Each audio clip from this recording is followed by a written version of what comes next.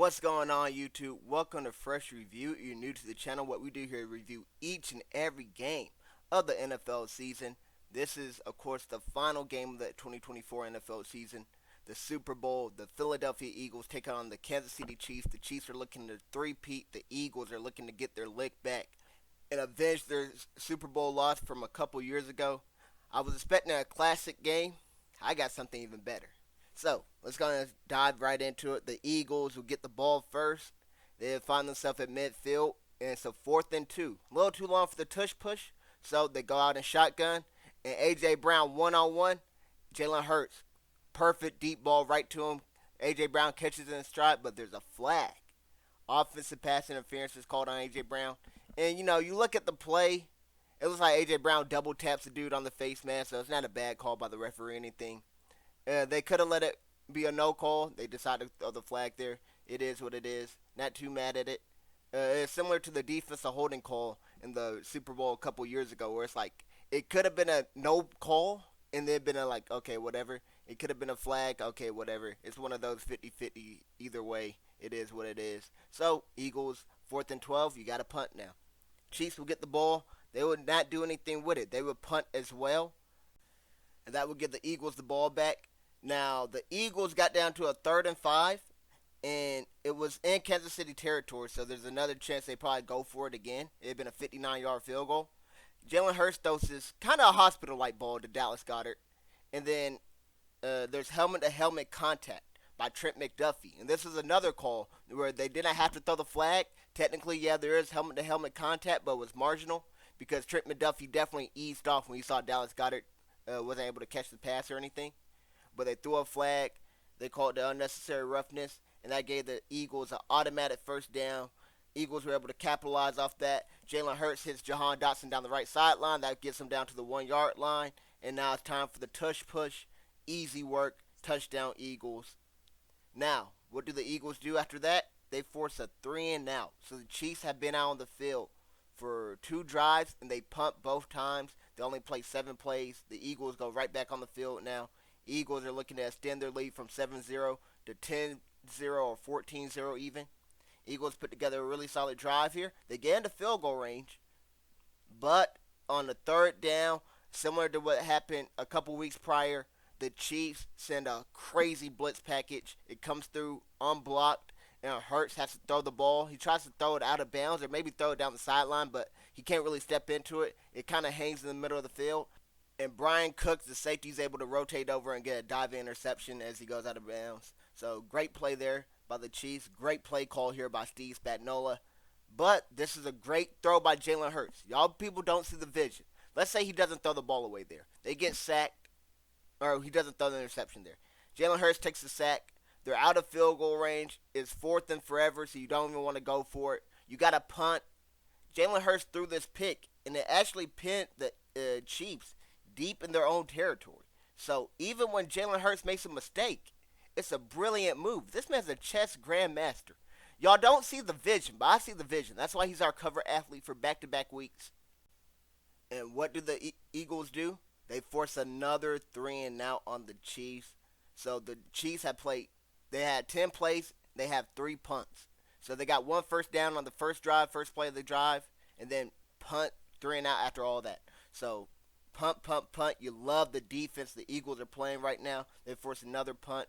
Great play here by Jalen Hurts to pin the Chiefs deep in their own territory. Now, Eagles get the ball back. Got to extend the lead this time. They get into field goal range, and they're just outside the red zone. It's 4th and 3 at Kansas City's 25-yard line. So it's an easy field goal, but there's a penalty, and now it makes it a 48-yard field goal. It gets closer to that 50-yard marker. Jake Elliott from 50-plus this year. Oh, hold your breath. But 48, he's able to drill the field goal, give us a 10-0 lead. Now, we're up 10-0. Can the Eagles defense get another stop? Will the Kansas City offense finally get going? I'm going to answer that question. We get one of the best sequences I have ever seen as an Eagle fan and that I ever seen Mahomes have to endure. 1st and 10, he gets sacked. 2nd and 10, he gets sacked again. 2nd and 14, he gets sacked again. 3rd and 16, he throws a pick 6. Those are 3 key plays by the Eagles defense, and Mahomes just going through it. This is the beginning of the end. And I feel like you can hear everybody rejoice. My mom's a Cowboy fan. When this pick six happened, she is high-fiving me. I know 49er fans had to be cheering. They don't like the Chiefs. They don't really like us either, but the enemy of my enemy is my friend. Like, how about we both, Niner gang, how about we both just hate the Chiefs together, right? Join together, sing Kumbaya, hate the Chiefs together. Ravens fans hate the Chiefs. Texans fans hate the Chiefs. Bills fans hate the Chiefs. Like, everybody hates the Chiefs.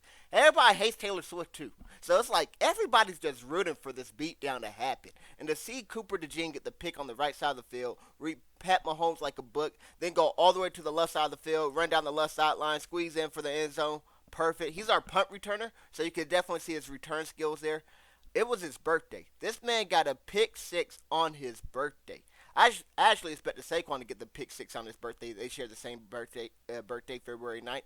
Cooper DeJean got a pick six on. Well, a lot of people are calling him the GOAT, Pat Mahomes. He's the greatest quarterback of all time. He's a bump. Never put this man over Brady again. The Eagles have played Brady twice. I know what fear is. When Brady walks on the field in the fourth quarter, you just start getting scared. You start shaking in your boots. When Mahomes goes out on the field fourth quarter, you're not scared about Mahomes or anything like that. You're scared about the referees. That's what you fear. You fear the referees when the Chiefs and Patrick Mahomes are on the field. You don't fear. Are you kidding me? Pat Mahomes and Brady. Don't even put them on the same sentence. Don't even put Hurts and Mahomes in the same sentence. Mahomes can't even hold Jalen Hurts' jockstrap. Why is it every time they're in the Super Bowl, Jalen Hurts diffs this man?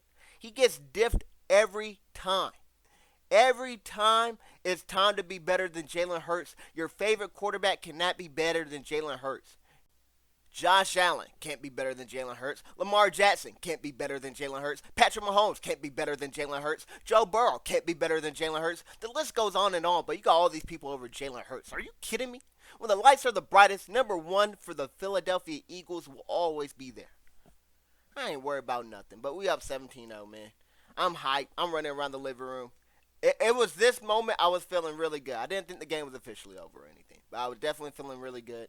I said, can we get another stop? That's the question. We can get another stop. If they make it 17-7, the Chiefs are right back in it because they get the ball back at half. So if we can get another stop, we'll be looking good. And what do? We get another stop, another 3-and-out. Capped off with a sack on Mahomes, of course, on third down. So they have to punt. Now, we would put together a solid drive here. It kind of started off bad because we get a holding call that sets up 1st and 20. But then on 2nd and 26, there's an unnecessary roughness call because Hurts got sacked. So after the holding call on 1st and 20, Hurts takes a sack. We're at 2nd and 26. Try to hit Saquon on a running back screen pass, but Nick Bolton wanted to throw a cheap shot, and I thought this was the right call by the referee. It's a dirty hit. You want to get that out the game early because you don't want people taking cheap shots and dirty hits. Nick Bolton definitely saw that Saquon didn't have the ball. He wanted to send a message. Well, message received. Hold that 15-yard penalty, automatic first down. So I thought we were able to capitalize and score some points here, extend our lead. But no, the Chiefs defense, they rallied, and then they forced a punt. But we got the midfield, and the punt pinned the Chiefs inside the 10 again. So I was feeling really good. I'm like, the Chiefs aren't even able to get first downs. I don't think the Chiefs are going to be able to go 90-plus yards to get the ball rolling, right? And I was correct because what happens, the very next play, Patrick Mahomes kind of get hit as he throws here. So he can't step up into it, and he throws an interception. Zach Bond, Defensive Player of the Year candidate, gets a dive-in interception, sets us up in perfect scoring opportunity range. We're inside the Chiefs' red zone, and then on second down, A.J. Brown, wide open on a drag route, mesh concept, where the Chiefs players get mixed up or they run into each other, they don't switch, they don't communicate well. A.J. Brown wide open for a catch and run into the end zone, and it is 24-0. When this game was 24-0, I was like, it's all she wrote. Because our run game is too good, and we're too smart of a team, too disciplined. We're not going to make mistakes. We're going to run the ball. We're going to milk clock. 24-0. As long as the Chiefs don't score before half and then get ball back after half and score again, as long as they don't do that double dip where they can cut it down to 14-24 before we ever get the ball again, I'm liking how we're looking. We're well over 90+% on win probability in my opinion. I'm feeling very confident here. But the Chiefs will have a little bit of time to go down and get a score. On third down, they got DeAndre Hopkins open on third and 11, but D Hop kind of slips, and because he slips, he stumbles over his own 2 feet. He's not able to catch the ball. It's a drop, or I don't know, just unfortunate. I don't know what you want to call it, but the Chiefs have to punt, and then that's how we go into the half. So the Chiefs, it had been a big catch and run by DeAndre Hopkins here. Could have gotten them in field goal range, and then field goal range guy went to a touchdown, whatever the case may be. They didn't have to settle with zero. We take a 24-0 lead going into the half. Now Kendrick Lamar was a halftime show, and I want to talk about K Dot real quick. I want to know what you guys thought of the halftime show. I liked it, but I can understand why a lot of people probably didn't like it. I'm a huge rap fan, and I'm a huge Kendrick fan. So with those two things being said, I liked it. I prefer that Kendrick play some of his older songs instead, since I'm like a real Kendrick fan and all that. I've been following Kendrick or listening to his music for like 2012 or whatever the case may be. I can't remember exactly when, but definitely for a while. And he played mainly songs from his new album, which I didn't really like at the time. No, the new album kind of grown on me and stuff, but nevertheless, thought the I probably would give it like a enjoyment level for myself an A.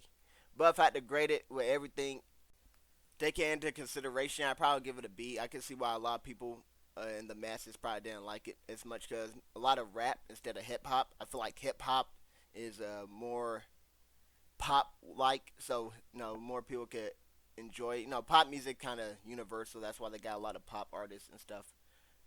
Catchy, whatever the case may be. But nevertheless, like I said, I enjoyed it. One thumbs up by Kendrick Lamar at halftime. Now, let's go ahead and go right back out and begin this third quarter recap. And the Chiefs get ball back, and what do? They don't go 3 and out. They go 5 and out. Why? Because Patrick Mahomes gets sacked yet again, sets up a third and 17, and they're not able to convert that. They do make it 4th and 9, but they're in their own territory. They're close to midfield. I thought they went for it. They decided to punt the ball and believe in their defense. I kind of disagree with that call. I thought they should have got aggressive here. On 4th and 9, I know it sounds crazy in your own territory, but I think you had to go for it. So now we get the ball back at the 20-yard line. It was a touchback on the punt. So what do? We put together a nice long drive, take off a lot of time on the clock, and we end up settling for a field goal. So we got inside the Kansas City Chiefs 10. We got all the way down to 1st and goal at the 4. I'm like, a touchdown here will end the game. Like, 1st and goal at the 4. Can we do 4 tush pushes in a row? I know that sounds crazy, but can we do 4 in a row? We don't do 4 in a row. We go back a little bit, and nevertheless, we just have to punt. Not punt. We had to settle for 3. I'm 100% cool with that. I have no problem with settling for 3 here. Thought it was the right decision. No need to get greedy. Make it 27-0. That makes it a 4-score game, right? So now I really like how we're looking. The Chiefs, now they want to go for it on their next drive, and they turn the ball over on downs. It's 4th and 4. I do agree with the decision to go for it. Around the same spot where they were last drive, but this time they don't get it. Pass is broken up on the right sideline. Great play on the ball here by Avonte Maddox. And, it's 27-0. What do? We end the game. This was the official dagger. Very next play, if you go look at the play, it is so beautifully designed. It's 1st and 10. We're about midfield. It's the perfect time to take a shot. I used to do this all the time on Madden 20. Get to midfield. You could throw a deep bomb. Because a lot of people think 1st and 10, you run the ball a lot. And we stayed with the running game, though. Saquon began bottled up. We kept running the ball off. We're up by so much. Surely they're going to run the ball, try to milk more time like how they did last drive. We do a play action, and we have our right guard, Mekhi Becton. He pulls, and he goes and blocks on the left side. So when the linebackers look and they see that Mekhi Becton is pulling, what do? Oh, it's a run to Saquon. They all rush down. They took the cheese. They bit. Now, this allowed Devontae Smith to get over the top of the cornerback, but the cornerback, Jalen Watson, planned on playing underneath coverage on Devontae Smith. The reason why, he expected for there to be safety help over the top. But the safety, I believe it might have been Justin Reed. It could have been Brian Cook. But the safety's like, oh my goodness, the linebacker's all bit. He has to go and guard Dallas Goedert on the corner route on the left sideline. So the safety leaves from the top of the zone, where he's supposed to be in center field, to go guard Dallas Goedert, who I've been wide open otherwise. So Jalen Watson, you go and you watch the play, Jalen Watson gives up the touchdown, and he turns and he looks around like, yo, where's my safety help? I thought I was supposed to have safety help over the top. Well, the reason why that couldn't happen is all the linebackers bit, so the safety had to cover for the linebackers, and nobody's there to cover for the safeties. Beautiful play design. TD bomb. Jalen Hurts puts it right on the money. Devontae Smith makes the catch. It is 34-0. The game is all she wrote. It is belts to asses.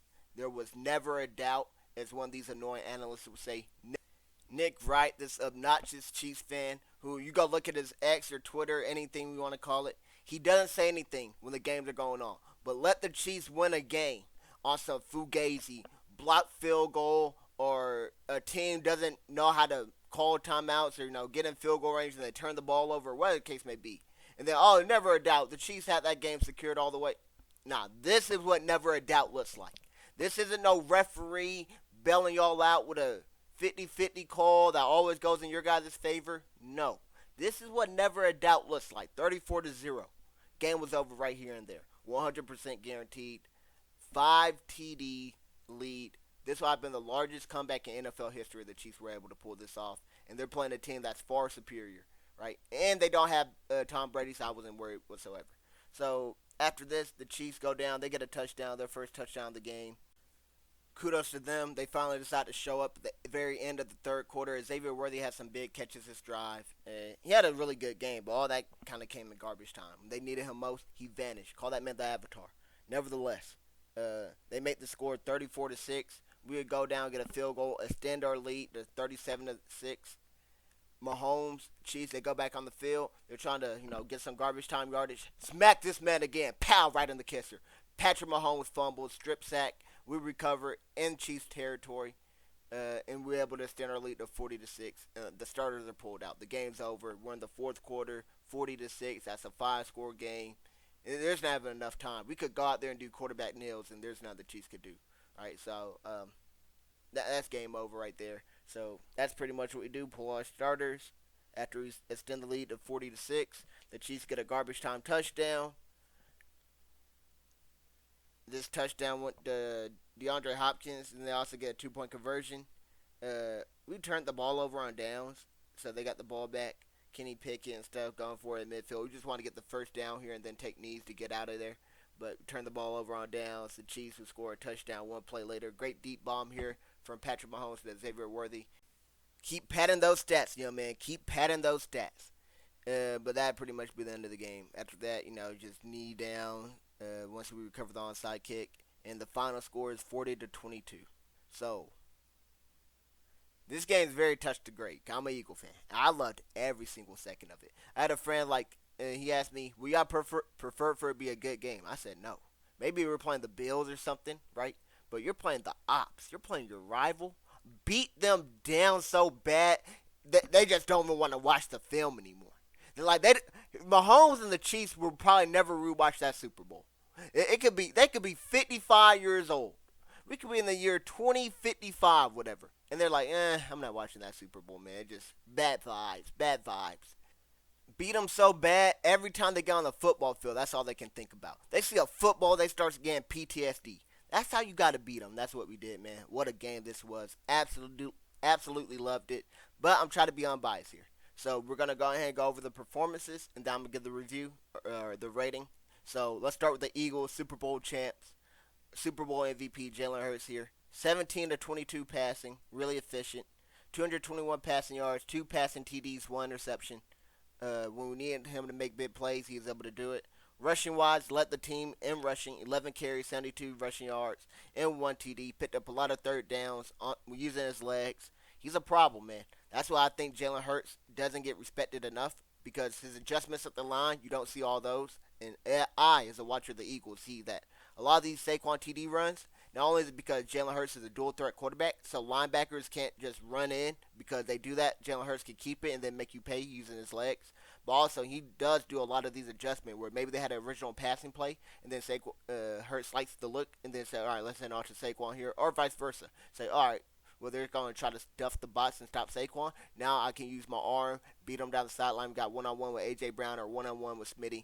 Jalen Hurts, man, high IQ guy. He does all the intangible things well. Great leader. I'm glazing this man right now. But I ain't going to stop anytime soon. So you want to hear me stop, you better click off the video. It's International Let's Glaze Jalen Hurts Day. Now, let me go ahead and stop real quick. But Saquon Barkley, 25 carries, 57 rushing yards. He got bottled up all game long, but we stayed with it. And that's why the Chiefs bid on the play action, because we kept feeding this guy over and over. We see a lot of teams abandon the run. Not here. We still believed in Saquon, even when he didn't have his best game. Nevertheless, just him being on the field, being a decoy, being a distraction, they had to sell out on that, and that made it easier for Jalen Hurts, who had a great game and, of course, got MVP. Devontae Smith led the way with 4 catches, 69 yards, and a TD. And then A.J. Brown had 3 catches, 43 yards, and a TD. Now we go over to the flip side. Patrick Mahomes, 257 passing yards, 3 passing TDs, 2 interceptions. So you look at those stats, you might be like, oh, he had a decent game. His defense let him down. No, don't fall for the bait. That's what they do, revisionist history, or they didn't see the game or anything like that. He had a pick six, so that was costly. But like 200 of those yards came in the second half when the game was well over.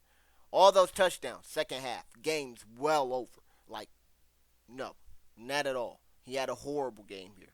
He led the team in rushing. He had 4 carries for 25 yards. I think the Chiefs abandoned the running game early, but they wouldn't be able to run on us anyways because we have a great D line and stuff like that. Good backers that could go out there and make tackles. And they don't have any running backs. So I think that's the problem. And my next video will be an NFL draft review video. And it's a loaded running back class. I can't wait to talk about those running backs and the importance of running backs. Because a lot of people try to diminish running backs. But you look at CMC over the past 2 years, when he went from a bad team to a great team, you had a running back there. Man, that could make that team historic, right? And then look at Saquon Barkley, went from a bad team to a great team, made the team historic, right? So the importance of running back is very important. Now, I expect for the Chiefs to draft a running back here in this offseason. But we look at their wideout that they been drafting wideouts year after year. Xavier Worthy got better and better as the year went on. He finished his game with 8 catches, 157 receiving yards, and 2 receiving TDs. And they get Rashee Rice back next week when he comes back fully healthy, and if he avoids suspension or whether he does return for suspension. So Chiefs could be back here next year. So could the Eagles. Can't wait though. Overall, though, I thought this was a well below average Super Bowl. I'm going to give it a 33 out of 100. Let me know what you guys thought down below in the comment section. But that will conclude this video. So, as always, thanks for watching. Hope you guys enjoyed. I hope to see you guys on the next one.